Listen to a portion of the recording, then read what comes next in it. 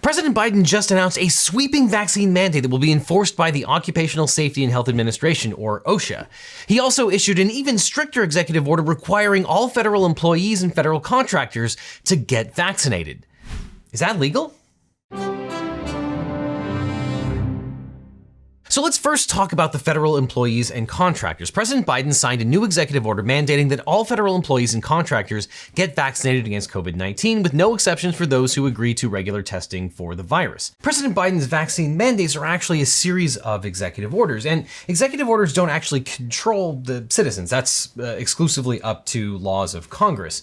What an executive order does is it orders the federal agencies, because the president is the head executive, and effectively tells them to do something so long as that executive order doesn't conflict with the laws that Congress passes. This isn't the first time that President Biden has made an executive order related to COVID, or is it the first time that he's used the mechanism of ordering OSHA to do something? Back in July, the president ordered healthcare providers to provide training, ventilation, and PPE to their healthcare workers. However, under that executive order, every federal agency was responsible for setting up their own procedures and testing protocols. That led to a complicated situation where different rules applied in different agencies. The agencies also expressed frustration with implementing a routine testing regime. Public-facing healthcare agencies such as Veteran Affairs and Health and Human Services had already mandated that their frontline health workers be vaccinated, with exceptions only for those who require religious or health-based accommodations. At the VA, employees have until October to be fully vaccinated. Meanwhile, after the FDA gave full approval to the Pfizer vaccine, the Defense Department announced it would require all service members to get vaccinated. And that's not surprising, as the federal government had generally avoided mandating vaccines that had only been authorized for temporary use. But Biden's executive order gives the White House Safer Federal Workforce Task Force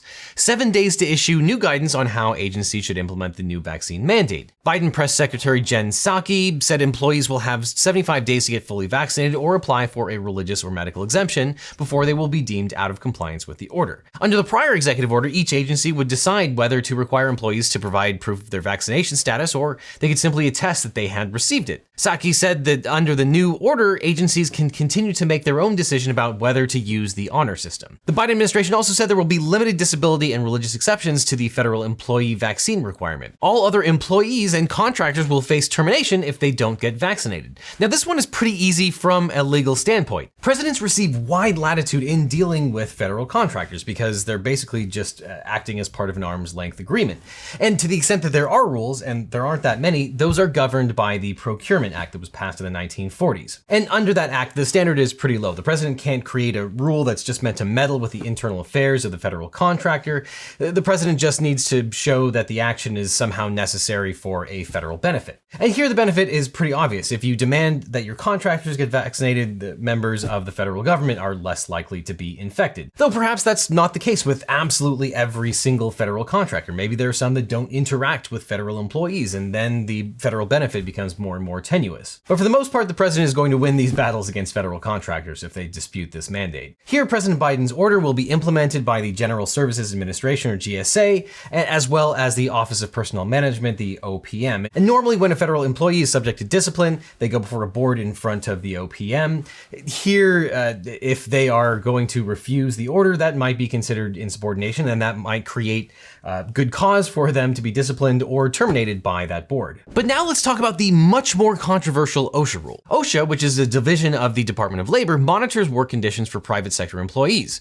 President Biden told the agency to draft a rule requiring all employers with at least 100 employees to make sure their workforce is fully vaccinated or require unvaccinated workers to get a negative test at least once a week. OSHA's mandate is to regulate the safety and health of American workers, and under the guidance given to OSHA, large businesses must provide paid time off for their employees to receive the free vaccinations and for any necessary post-vaccine recuperation. Companies that fail to comply could face fines of $14,000 per violation. So let's talk about the legality of this particular law, or in particular this executive order. When people talk about the constitutionality of a law, this generally refers to two very different things. The first is whether the Constitution prohibits that action. So say, for example, you wanted to wear a t-shirt that says "F the draft to a courthouse. But a police officer arrests you under a statute that prohibits maliciously and willfully disturbing the peace and quiet of any neighborhood or person by offensive conduct. Well, you might have heard of the First Amendment, and it turns out that the First Amendment prevents punishment for that kind of speech. Those are actually the exact facts of Cohen versus California. And the Constitution prevented that law from punishing speech. But the second question is whether the Constitution allows and grants that power to the federal government. The US is a system of dual sovereignty. Both the states and the federal government are sovereign, and the Constitution only imparts limited powers to the federal government. Generally, the states' police powers are much more expansive than the federal government's. Though over time, the Supreme Court has generally looked to clauses such as the Commerce Clause to find that Congress has pretty extensive powers itself. So let's answer both of those questions about this particular vaccine mandate. So does the Constitution prohibit making vaccines mandatory? And the answer is no. The Constitution doesn't actually prohibit such vaccine mandates. And the landmark case on this is called Jacobson versus Massachusetts. During a smallpox outbreak in Cambridge, Massachusetts in 1902, the state of Massachusetts introduced an ordinance requiring all adults to be vaccinated or revaccinated against smallpox. The penalty for non-compliance was a $5 fine. A man named Jacobson refused the vaccine, saying it violated his liberty. Now, states generally have the right to regulate the health, safety, welfare, and morals of its citizens. These are known as police powers. However, these powers have been balanced with individual liberty interests.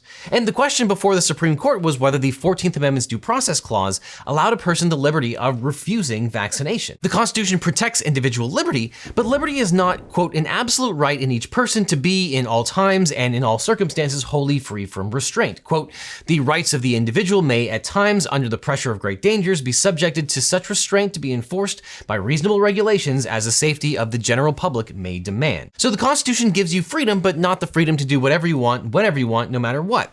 And the key factor in the Jacobson case was the danger of the smallpox outbreak. Quote, the state legislature proceeded upon the theory which recognized vaccination as at least an effective, if not the best known way in which to meet and suppress the evils of a smallpox epidemic. Jacobson was decided in 1905 when infectious diseases were the leading cause of death. At the time, the federal government didn't regulate medicine or food, and the public health officials didn't have many tools to prevent the spread of disease. A smallpox vaccine was a potent weapon against a deadly outbreak, so the court didn't believe that the state had overstepped its bounds to require vaccination to stop smallpox. Though the Supreme Court's Jacobson decision didn't necessarily give the government the right to compel vaccinations in all circumstances. Quote, we are not inclined to hold that the statute establishes an absolute right that an adult must be vaccinated if it be apparent or can be shown with reasonable certainty that he is not at the time a fit subject of vaccination, or that vaccination by reason of his then condition would seriously impair his health or probably cause his death. But generally speaking, according to the Supreme Court's jurisprudence, the Constitution doesn't prohibit states or the federal government from mandating vaccines. But let's answer the second question. Does the federal government, and President Biden specifically, have the power to compel vaccinations through OSHA? The president's authority over OSHA is different than his authority over executive branch public employees and contractors. Congress has the power to make laws, and that means that Congress alone can regulate workplace safety. But this is a very big job, so in 1970, Congress delegated much of its lawmaking function to a federal agency. This is actually pretty common. The idea is that the executive is able to act more quickly than Congress, and of course, Congress can always take the delegated power back. This is pretty common, and we've actually seen similar things before. For example, when President Trump used emergency powers to levy tariffs on a number of US imports. Those powers were delegated to the president in the International Emergency Economic Powers Act, or IEPA. And I believe some of those tariffs are actually still in effect years later. And with respect to OSHA, President Richard Nixon and a bipartisan Congress enacted the Occupational Safety and Health Act, which authorizes the Secretary of Labor to create and enforce workplace safety standards. And it also contains a general duty clause which requires employers to provide workplaces that are free of potentially harmful hazards. With the act, Congress delegated most of its power to regulate the workplace to the federal executive agency, OSHA. OSHA enforces its standards and general duty clause through inspections, citations, and penalties. Now, OSHA's general mandate is to make sure that employers prevent any kind of recognized harm likely to cause serious physical injury to workers in the workplace. And under that mandate, you could imagine that OSHA took the position that COVID is likely to cause serious physical harm to employees. And even without President Biden doing anything, they could be launching actions against firms that refuse to vaccinate under the idea that they're causing potentially dangerous workplaces. That's in the absence of any executive orders. Employers can seek review of OSHA enforcement actions first with the Occupational Safety and Health Review Commission, and then with the U.S. Courts of Appeal. So taking the first part first, can Congress really delegate its legislative authority to the executive branch? Well, the answer is yes. The Supreme Court ruled in J.W. Hampton Jr. and Co. versus United States that yes, such broad delegations are permissible under the Constitution. As long as Congress gives the agencies a, quote, intelligible principle on which to base their regulations, the delegation will not be considered unconstitutional. However, this idea is not without its own controversy. At the turn of the century, prior to that case, the non-delegation doctrine was a principle in administrative law that Congress cannot delegate its legislative powers to other entities. So for example, in the ALA Schechter Poultry case, which is a case you spend a lot of time on in law school, the Supreme Court held that Congress is not permitted to abdicate or to transfer to others the essential legislative functions with which it is thus vested. The Supreme Court has essentially backed away from this line of thinking, though. And a related issue known by anyone who has ever sued an agency of the federal government is known as the Chevron doctrine, or the Chevron defense. Now, that defense, also known as Chevron deference, is an administrative law principle that compels federal courts to defer to a federal agency's interpretation of an ambiguous or unclear statute that Congress has delegated to the agency to administer. The principle derives its name from the 1984 Supreme Court case Chevron versus the Natural Resources Defense Council. Now, some Republicans have been highly critical of Chevron deference, and Donald Trump stated repeatedly that he would appoint judges who would overturn the doctrine, giving federal agencies less regulatory power. And the Supreme Court's conservative majority has expressed a desire to reinvigorate the Schechter Poultry analysis and curtail the federal administrative state. It's conceivable that they might use that sort of analysis against the Biden vaccine order and potentially unwind a lot of Osha as a blow to the regulatory state. But as of right now, we can't say for certain what the outcome would be. But that's pure speculation. Under current Supreme Court jurisprudence, Osha is clearly constitutional, and this order likely is as well. The Commerce Clause gives an agency operating under delegated congressional authority the power to issue a mandate that would be legally sound as long as it's structured as a requirement on entities in interstate commerce, or something that would affect interstate commerce. That's probably why this order is directed only at businesses of 100 people or more. Businesses of that size clearly implicate interstate transport and commerce. And parenthetically, that's often why you see a lot of old federal laws regarding crossing state lines. And so the law is constitutional and the federal government has authority. And there's already precedent giving OSHA the power to issue emergency temporary regulations. OSHA was created to protect workers from injury and illness, and these particular orders are aimed at stopping the spread of a disease that has killed millions worldwide. And OSHA will now have to engage in the public rulemaking process, which is governed by the Administrative Procedure Act, or APA. And here's a flowchart showing how complicated that process can be. And if you're thinking that this could take a really, really long time, you're absolutely correct. It usually takes OSHA an average of 10 years to develop and promulgate a health or safety standard. There are exceptions, however. The one being used here is that under certain limited conditions, OSHA is authorized to set emergency temporary standards that take effect immediately and are in effect until superseded by a permanent standard. These aren't governed by the APA. So when does that apply? Well, when OSHA determines, quote, that workers are in grave danger due to exposure to toxic substances or agents determined to be toxic or physically harmful, or to new hazards that an emergency standard is needed to protect them. And it seems like protecting workers from COVID-19 meets that standard. However, OSHA's power is not unlimited. For example, OSHA is precluded from duplicating worker safety efforts in areas already regulated by other agencies, and the Act also allows states to control occupational safety and health regulations through state plans. Emergency temporary standards, or ETSs, only last for 6 months, and they allow the executive to bypass the normal commenting period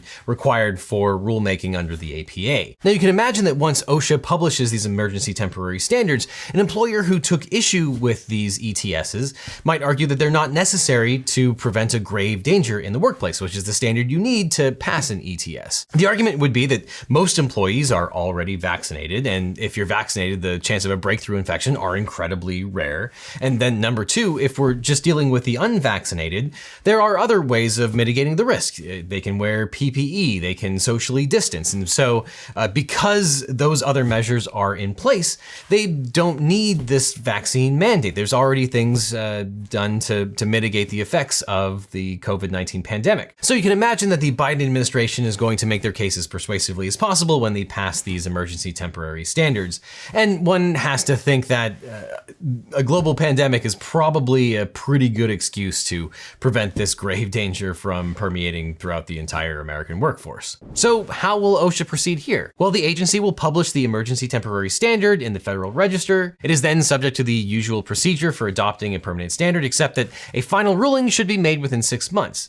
The validity of an emergency temporary standard may may be challenged in an appropriate US Court of Appeals. This will, of course, be challenged in those courts, and it won't be a walk in the park. Courts have applied more scrutiny to OSHA's emergency decrees than its regularly promulgated rules. Of the 9 times OSHA used its emergency powers, 3 went unchallenged, but of the 6 that went to court, only 1 instance was fully upheld. All of the others were either stayed or vacated by the courts. So let's talk about some of the potential problems of this OSHA rule. Some argue that what President Biden has done violates the Federal Labor Relations Act, arguing that these are the kind of things that are subject to collective bargaining between the federal government and federal employee unions. However, it's often the case that matters of public safety are not things that are subject to a collective bargaining agreement, and that may be the case here. Right on cue, the Republican National Committee has announced that it will sue the Biden administration to protect the liberty interest of Americans who don't want to be vaccinated. This lawsuit might challenge several things: whether OSHA has the power to implement this rule, whether the mandate could be found to be discriminatory, or whether it denied due process to people who were already immune. Now, some of those arguments seem to be precluded by the Jacobson case, but as to whether OSHA is the proper federal entity to enforce such a mandate,